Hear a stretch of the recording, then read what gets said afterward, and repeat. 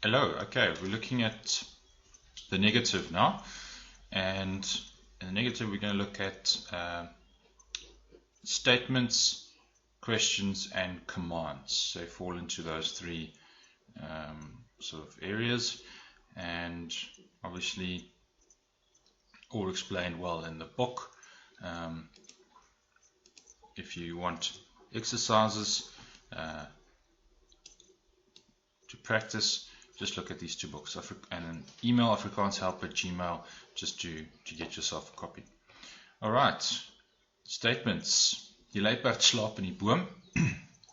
The leopard sleeps in the tree. To change this sentence into the negative, the leopard is not sleeping in the tree. Die luiperd slaap nie in die boom nie. Your first nie goes after the verb. Your verb 1. There's your verb 1, put a nie in there, and other nie goes at the end of the sentence, and that changes the whole thing into the negative. Easy as that. Die kinders speel in die swembad. Die kinders speel nie in die swembad nie. And then just be careful if you have a really short sentence, just a subject and a verb, then you're not going to need two nies. You're just going to put a nie after your verb.